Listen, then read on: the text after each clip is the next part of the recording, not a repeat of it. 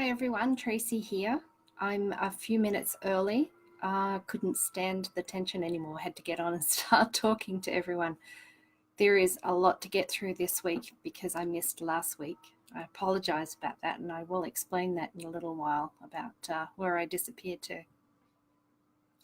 But first I want to get through some of the other stuff that's cropped up in the last 2 weeks. Some really interesting stuff. And of course, I don't know about you and where you live, but where I live at the moment, we are finally seeing green grass. Spring is definitely here. On the weekend, we had windows open, cleaned. This time of year, you definitely get the impulse to start cleaning your house out and opening it up to the world, which is nice. So that's what we did on the weekend, was a lot of cleaning and things like that. I was also trying to get a lot of work done, which I'll get through a little bit. Anyway, it's April 1st. Now, I'm quite sure that you guys might be expecting me to pull some sort of joke. Everyone does. That's the reason I'm not going to do a joke, just because you guys are probably all braced for it and expecting it. And I have got a terrible poker face, so I couldn't pull off a practical joke to save my life.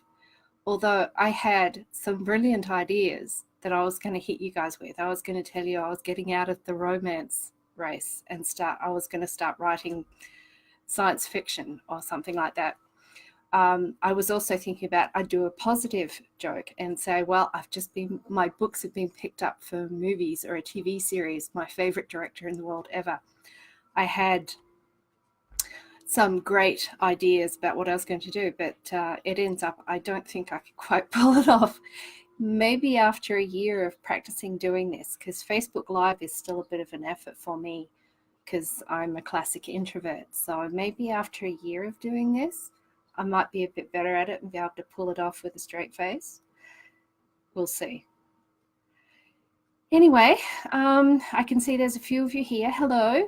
Kathy, hi. Audrey, hello. Anna, hello. Anna is watching Taggart, very good. Very long-running TV series taking place in Scotland. Actually, I seem to remember Taggart when I was, a young adult. It's been around for a very long while, hasn't it, Anna? I used to watch it on the ABC in Australia. Heather, hello. Oh, Anne likes my blouse. Thank you very much.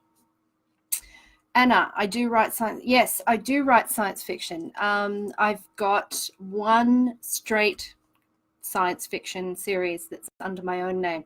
But I was going to do a joke about, well, I'm never going to write romance again. You all suck.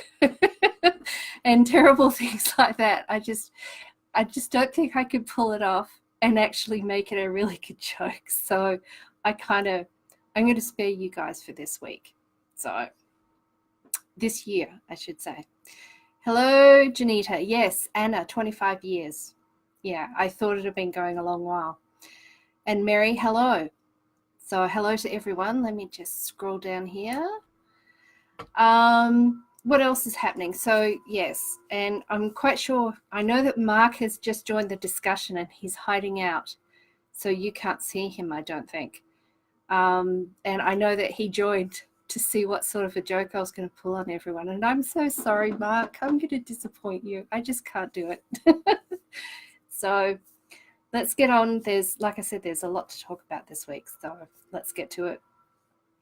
Piece of news. I've been baking. I suppose it's the time of year. But I tripped over a recipe for a caramel apple pie. Now, I didn't grow up eating pies. Pies are very North American, but everyone in my family loves them.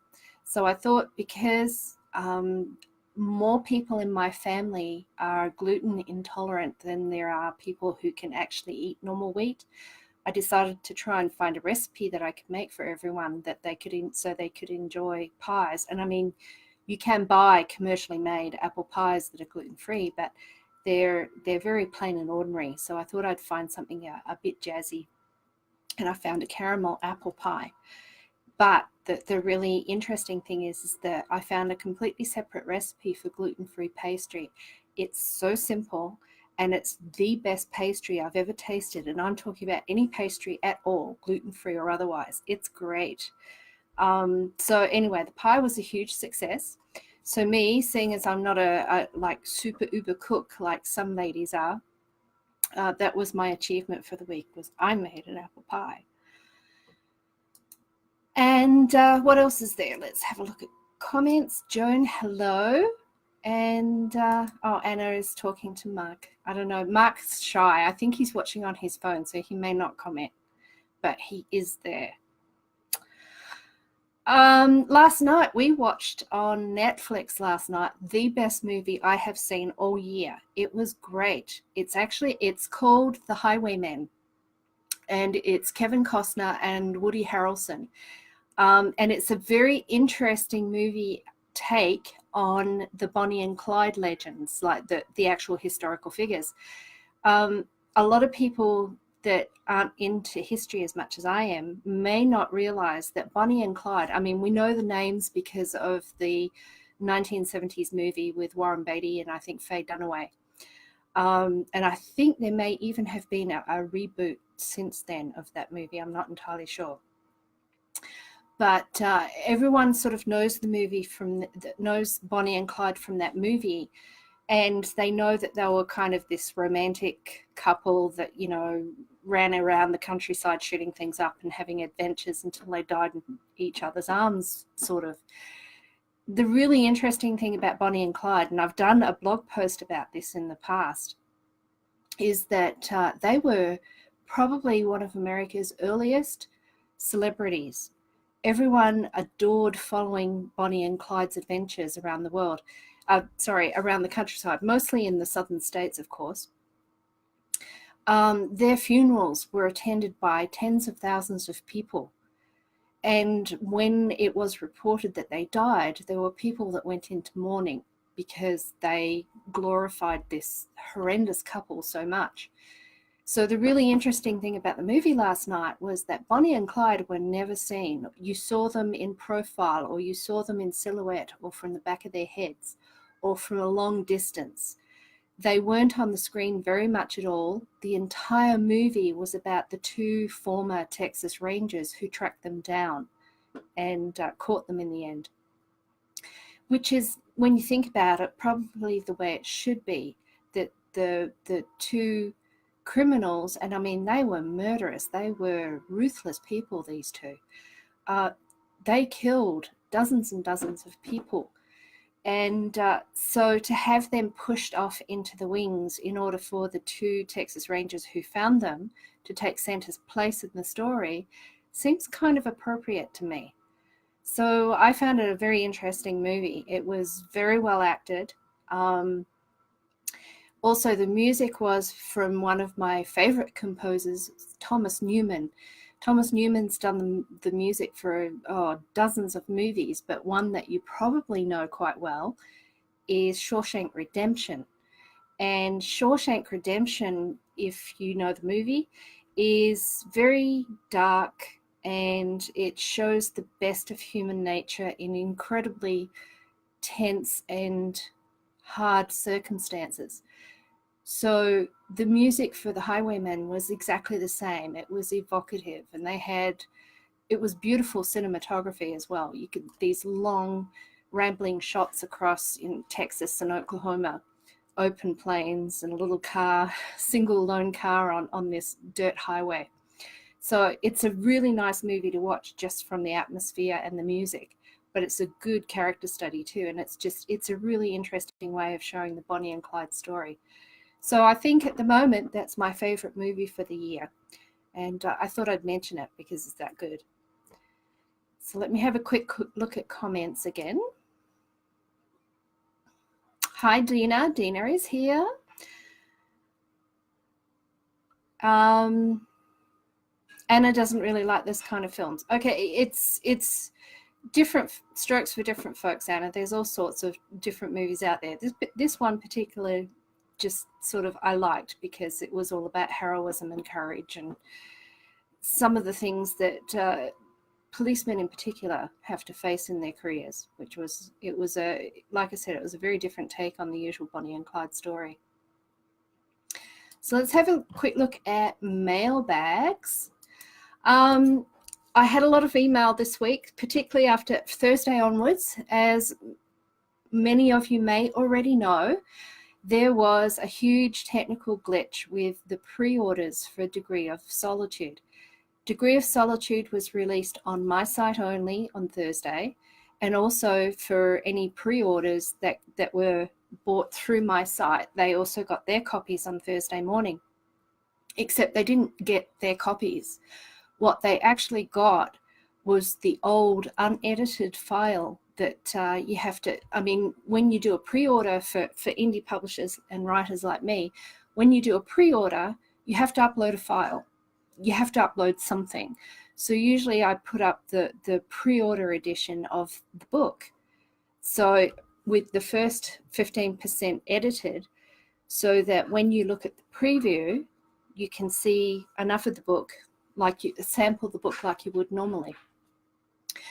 Anyway, for whatever reason, I did upload the new file on Thursday morning, but the new file didn't take, it didn't store or something. Nobody can quite tell me what happened, but it was a huge, massively embarrassing glitch, and all the old files went out. And the first thing I knew of it was when somebody contacted me and said, there's lots of triple X's in this file. I was like, oh no, oh God.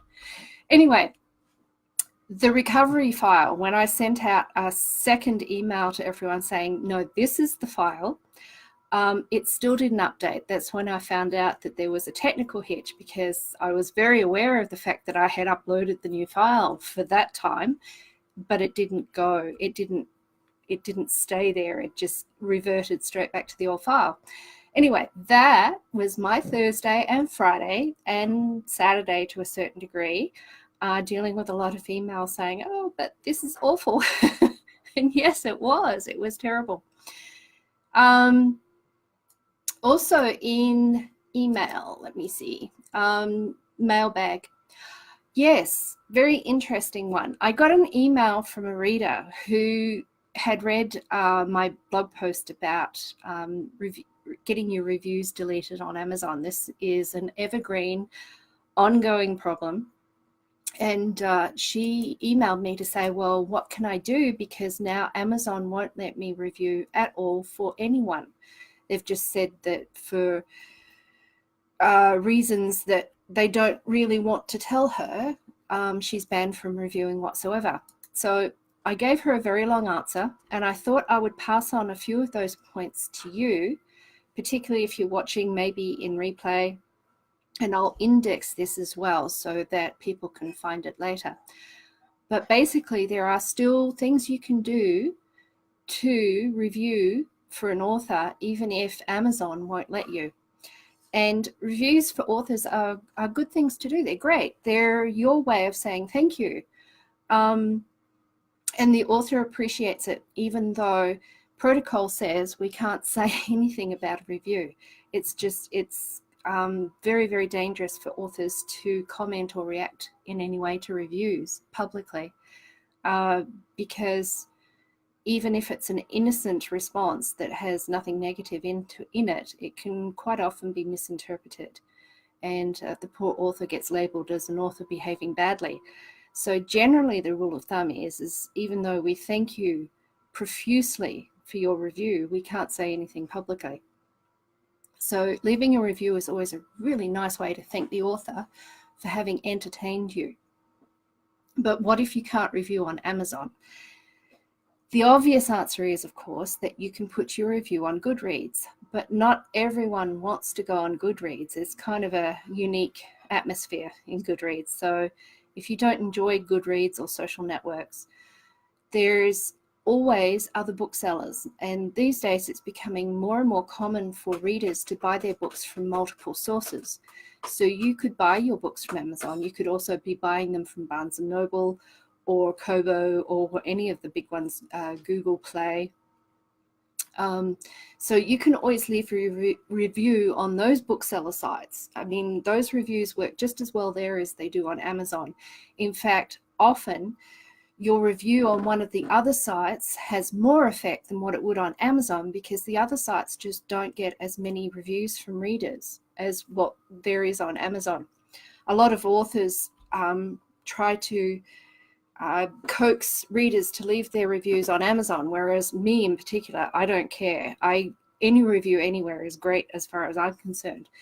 But if you are one of only 3 on the other bookseller site, your review is going to have that much more influence on readers when they're deciding whether they want to buy the book or not. So that's one thing you can do, or 2 with Goodreads. The third one, of course, is you can always leave your review on the author's site if they're set up for taking reviews. And this will slowly become more and more common as more authors start selling their books direct. They'll have some sort of review process.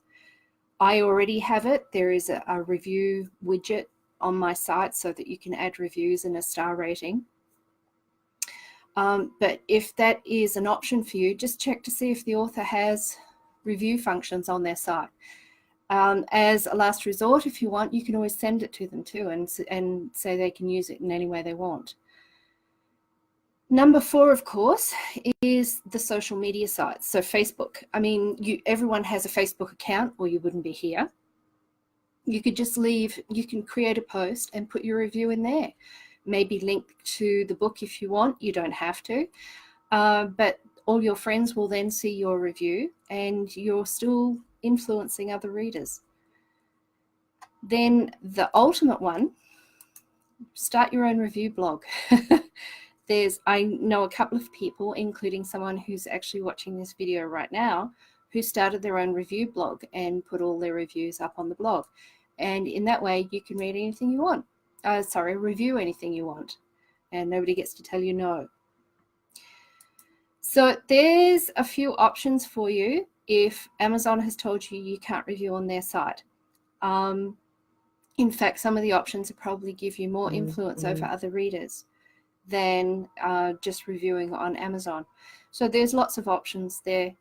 And if you are of a mind to review a book, then don't give up, because reviews are so useful for authors. It really helps them. So let me have a quick look at comments. Dina says, well, not sure what for, but okay. Heather, I found Kobo to be okay, if not a wee bit slow. I'm presuming you mean on the reviews, Heather, because I know that you review on Kobo. So, okay, let's get into some news, of which, as I said, there's quite a bit.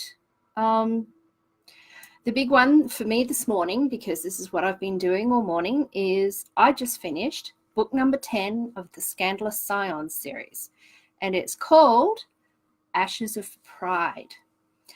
And because I knew I was going to be doing the video this afternoon, I actually jumped ahead of my production schedule and I've already written the blurb. So I thought I would read it to you.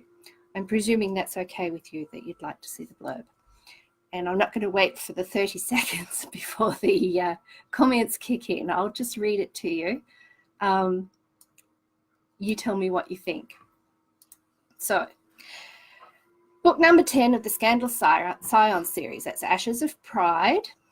And the heading is Married in Haste to the Wrong Man. Okay.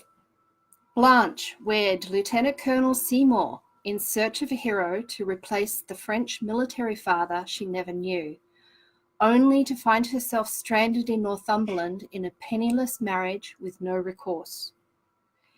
Blanche's cousin, Neil Williams, I'm sure everyone knows who Neil is, now a decorated major, returns from the colonies to rejoin the 5th Northumberland Fusiliers.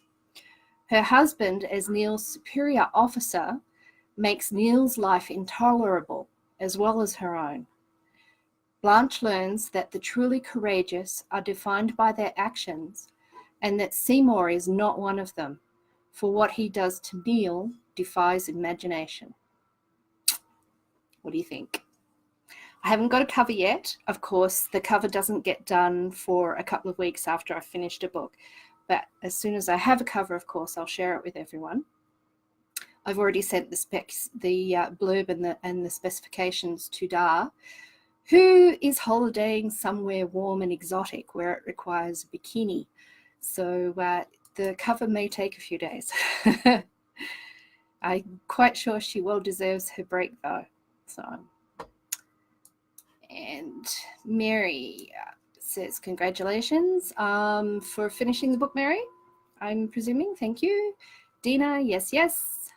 Can't wait to get my hands on it. That's Mary. Good, glad to hear it. So I'm just thinking this is the June release. So, and it's late June. So just, I can't remember the date off the top of my head, and the only way I can look is to go away from the camera. So you'll see the date eventually, but I'm pretty sure it's late June. Other items of news. Oh, we got some comments. Hang on. Kathy, sounds interesting. Heather, oh great. Beth, I can't either. Beth, you can't either. What? And hello. Not sure what you're referring to there.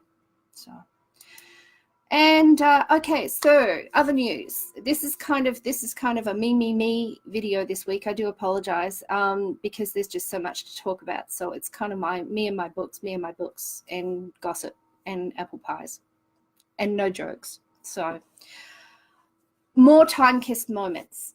It's going through last edits now. I'm getting some really great feedback. That is the end of May release.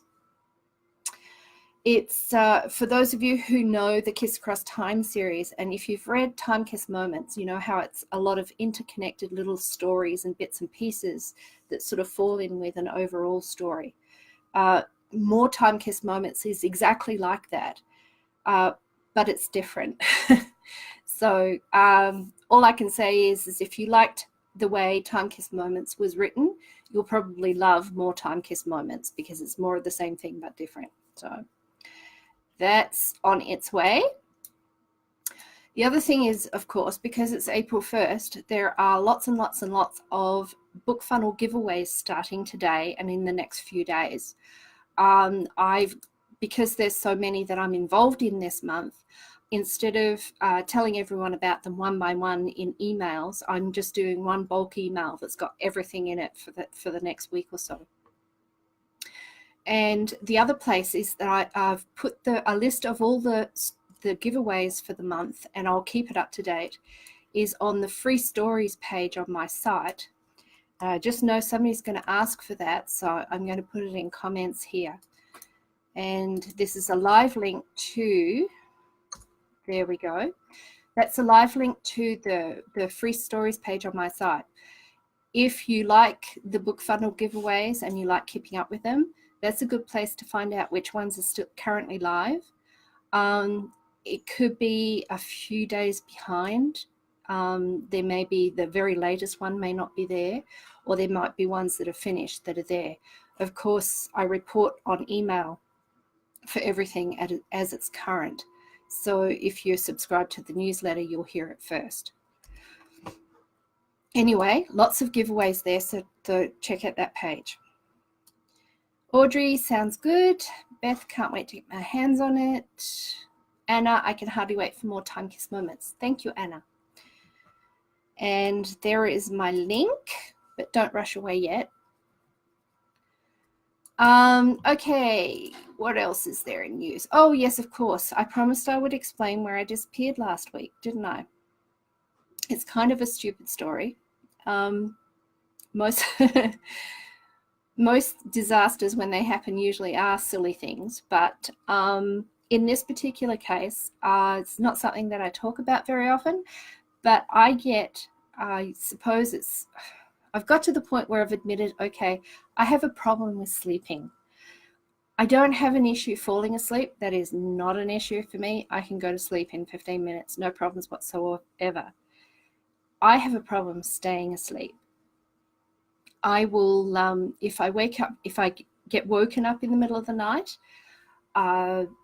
more and more often lately, what happens is I wake up and I'm awake, like brain is on, thoughts are flowing, And I did some research on it, particularly after last week. And apparently entrepreneurs are very commonly suffer from insomnia. But for them, it's anxiety. They lie there in the night worrying about how are they going to make more money? How can they get more sales? How can they get their cash flow up? How can they do this? Problems, problems, problems. And that's not actually what I have. What I do is when I wake up and like I'm awake, I'm creating things. I'm writing stories. I'm designing clothes. I'm designing jewelry. It's just the brain is on and firing and I just can't get it to switch off. So the problem has become more and more common and frequent lately. And so particularly what happened was Sunday night before the Monday Facebook Live last week, I got 2 hours sleep maybe. And then I got woken up and then I basically laid there for the rest of the night writing the rest of the book. I couldn't switch off. It was just impossible. So by the time I got to about noon on Monday, I had got through the morning, because usually I just try to keep going because I hate letting the sleep disrupt, or the lack of sleep disrupt, a normal day. But I found myself nodding off at my desk about noon on Monday, and I thought there's no way I'm going to get through a Facebook Live. I just can't. So I did the emergency, sorry, I'm not going to be there, guys, and figured I would explain everything as I'm doing now. So I've been doing a lot of research since last week, and I've put a lot of things in place to try and make sure that I can go back to sleep quickly. And some of them seem to be working. Since last week, I've only had one night where I stayed awake, and that was only for a couple of hours. So it does seem to be working. I don't think I'm ever going to get past brain awake, thinking, creating thing. It's been around for a very long time. In fact, if you read through some of my really old blog posts, particularly about the story about Eva's Last Dance, that story, I think it's a novelette, or it might be short story length, I'm not sure. But the entire story, I usually say that it came to me in a dream, but in fact, it came to me one night when I couldn't sleep. Brain was on, thought of this idea, ended up lying there the entire night and plotting it out. So I got up in the morning and wrote it down. And that's where Eva's Last Dance came from.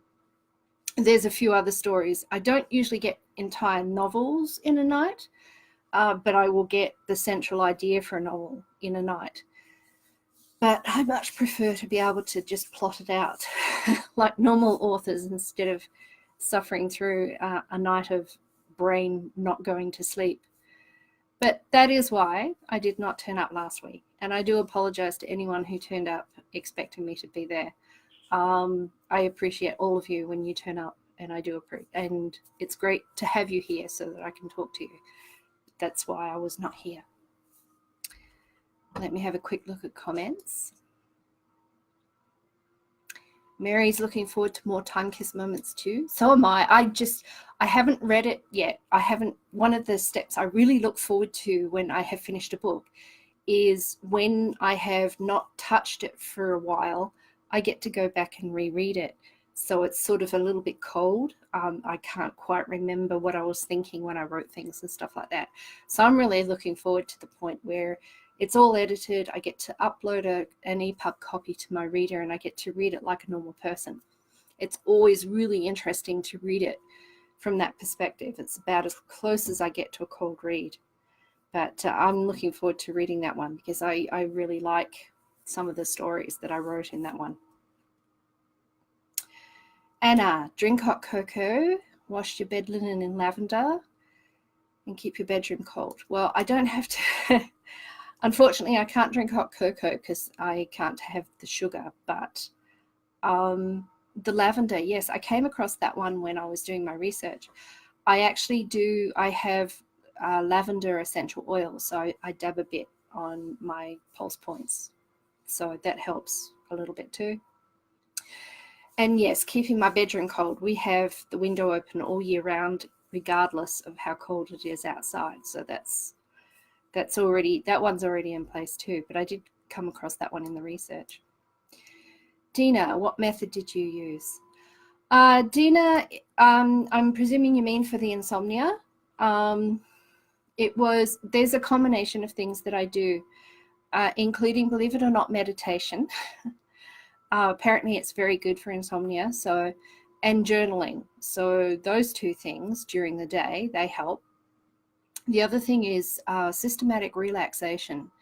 And again, meditating when I wake up and I realize my brain is alert. So deep and steady breathing, systematic relaxation. So you mentally run through your body and find out where all the tense points are and deliberately try to relax that part of your body so that everything relaxes and you get rid of any tension.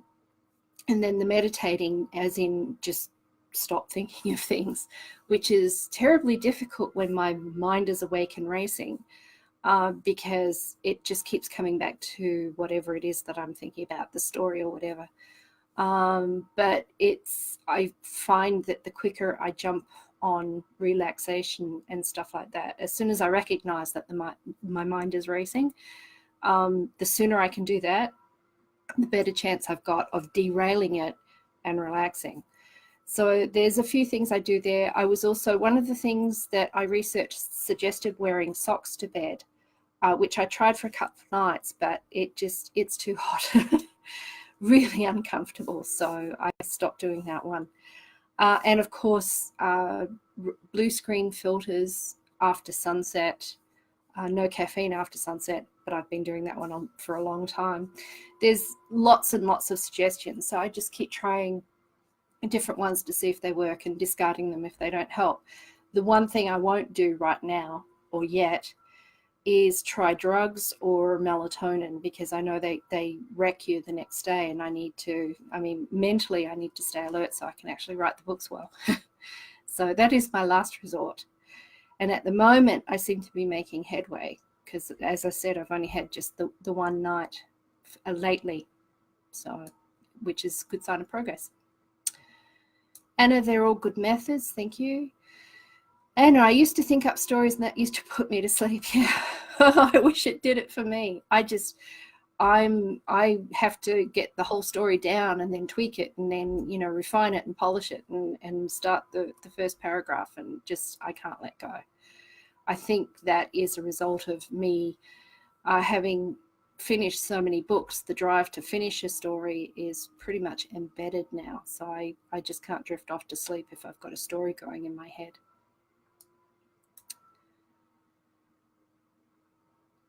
Okay, once your body starts heating up, it triggers wakefulness. Yeah, that would not surprise me a lot. One of the tricks I've learned is to kick off the covers, particularly on my feet or my shoulders, and that helps a lot too.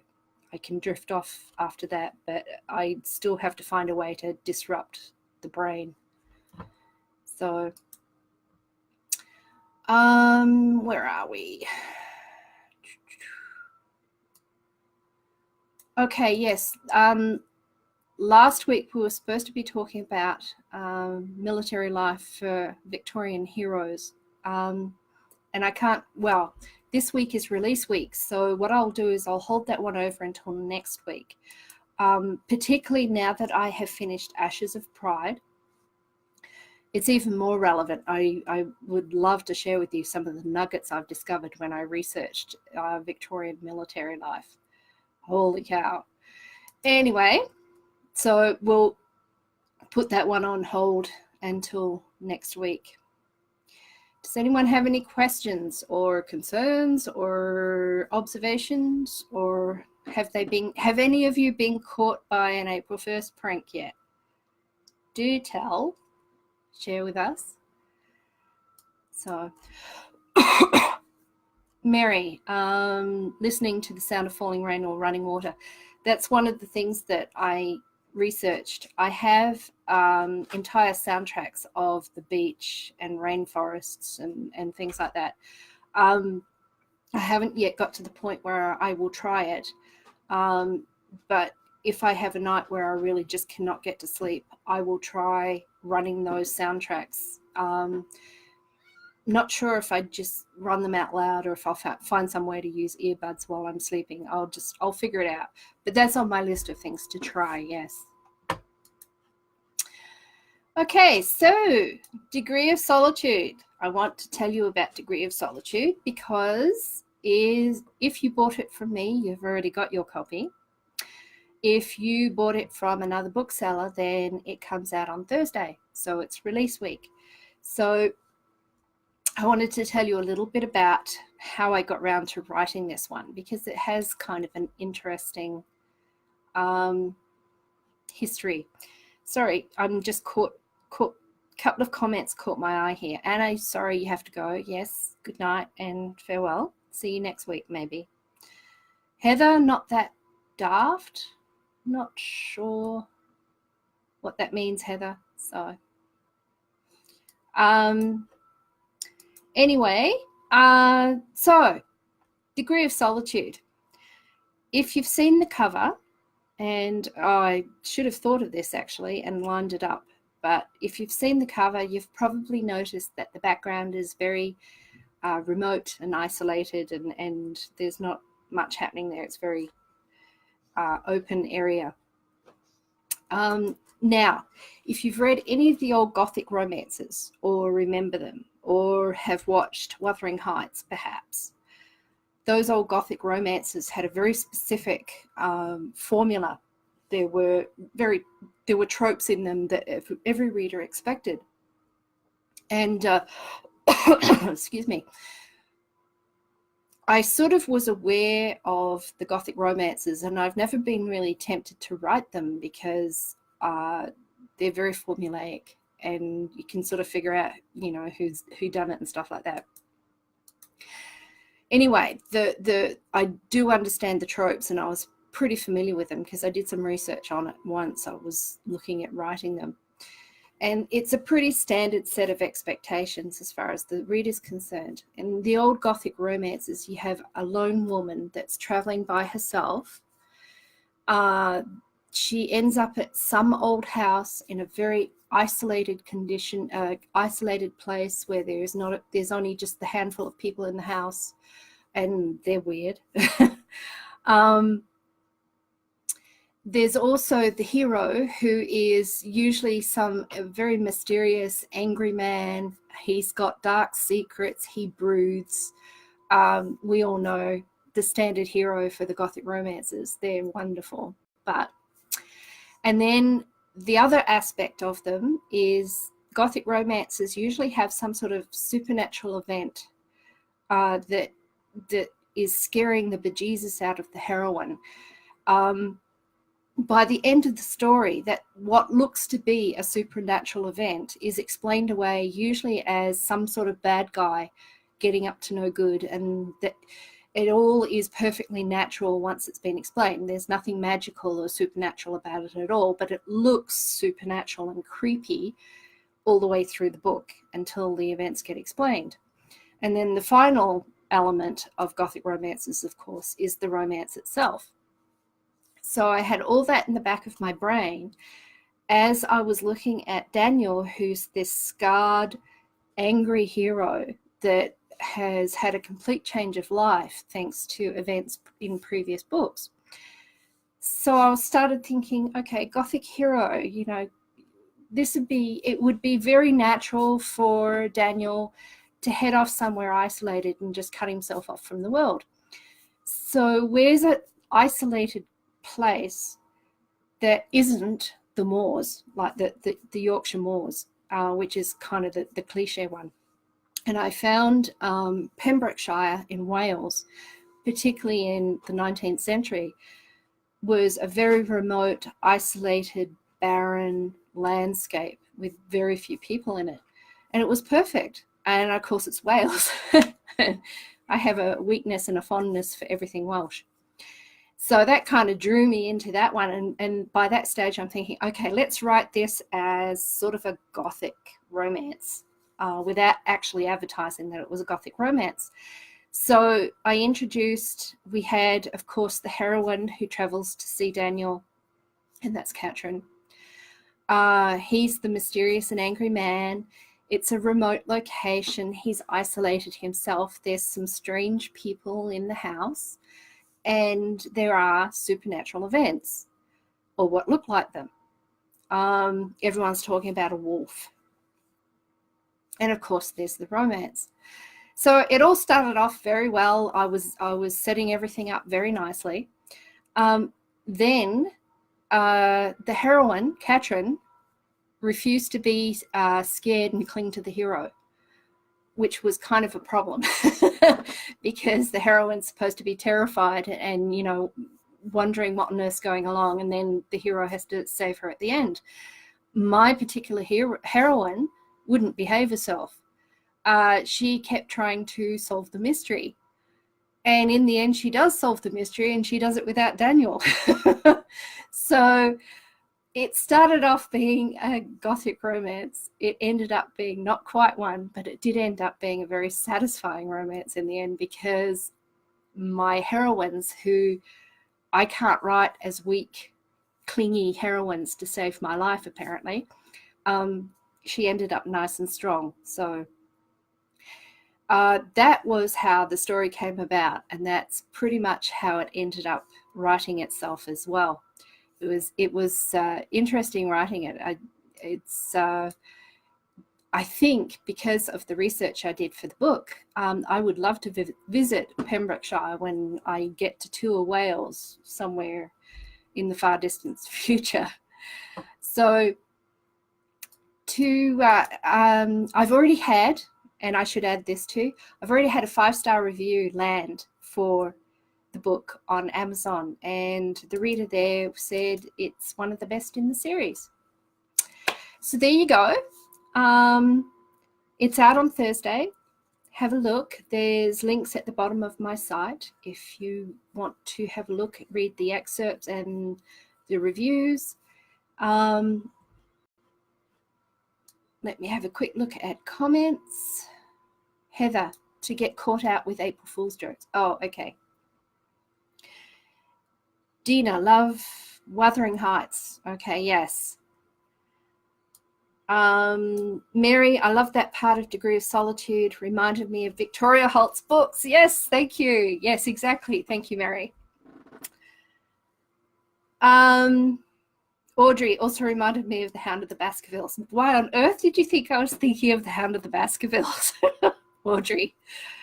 Just because, you know, I'm a card-carrying committee member of the Sherlock Holmes Society doesn't mean that I'm constantly thinking of Sherlock Holmes, but it may have creeped in a little bit.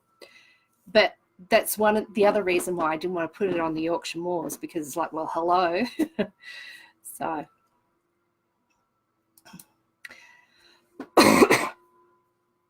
okay. So any comments or questions? Janita, got to run and catch you all next week. Yes, thank you for coming, Janita. Bye.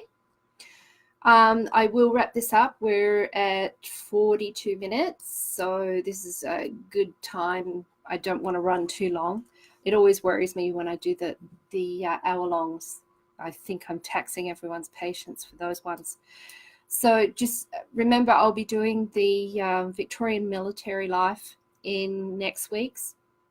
If you've got any comments or questions, drop them in comments here, or you can email me, or you can private message me if you're on Facebook. And other than that, I'm just waiting to see if the comments catch up any more than this. And it doesn't look like there's any more. So have a great week, and I will see you next week. There's obviously a far better chance that I will actually be here next week because I'm solving the sleeping issues. And have a great week. Bye.